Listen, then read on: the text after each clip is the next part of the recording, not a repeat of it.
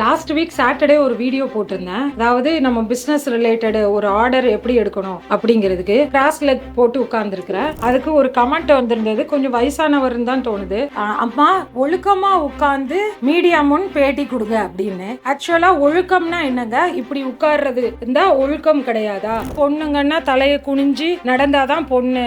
என் இடத்துல நான் என் கால் மேல போட்டு உட்கார்ந்துருக்கிறேன். ஒரு கம்பெனியை நிர்வாகம் பண்றேன். ஒரு கான்பிடன்ஸா உட்கார்ந்து பேசுறப்போ இந்த மாதிரி உட்கார்றது தப்பு கிடையாது. இதை கேரக்டர் அசாசினேட் பண்ணக்கூடாது. ஸோ அவருக்கு கமெண்ட் பண்ணுங்க, எல்லாரும் டேக் பண்ணி பண்றேன். நானு ஒழுக்கத்துக்கு என்னன்னு டெஃபினிஷன் சொல்லுங்க முதல்ல. கிராஸா நான் எப்படி போஸ்ட் கொடுக்கறது முக்கியம் இல்ல, நான் எப்படி ப்ராக்ரஸ் ஆகுறேங்கிறது தான் முக்கியம். என்னோட செயல்கள் எப்படி இருக்குதுன்னு பாருங்க. நான் என்ன ட்ரெஸ் போட்டிருக்கேன், எப்படி உட்கார்ந்துருக்கிறேன்னு பார்க்காதீங்க. அசிங்கமா ட்ரெஸ் போடுறது தான் தப்பு, அழகா ட்ரெஸ் பண்றது தப்பு இல்ல. ஸோ இதெல்லாம் நீங்க முதல்ல உங்க மைண்ட் செட்டுக்கு முதல்ல எக்ஸசைஸ் கொடுங்க. அதுக்கப்புறம் உங்களுக்கு நான் அப்படி போட்டு உட்கார்றது பிடிக்கலன்னா ஸ்க்ரோல் பண்ணிட்டு போயிருங்க. இந்த மாதிரி உள்ளவங்க இதை பார்த்துட்டு நாளை பின்ன மீடியா முன்னாடி வர்றதுக்கு நிறைய லேடிஸ் பயப்படுவாங்க. கமெண்ட் கொடுக்கறது பிரச்சனை இல்லை, உங்களுக்கு பிடிக்கலையா ஸ்க்ரோல் பண்ணிருங்க. இந்த மாதிரி நெகட்டிவ் கமெண்ட்ஸ் போடுறதுனாலதான் நிறைய லேடிஸ் முன்னாடி பிசினஸ் பண்றதுக்கோ அவங்க முகத்தை காமிக்கிறதுக்கோ பயப்படுறாங்க. கரெக்டா?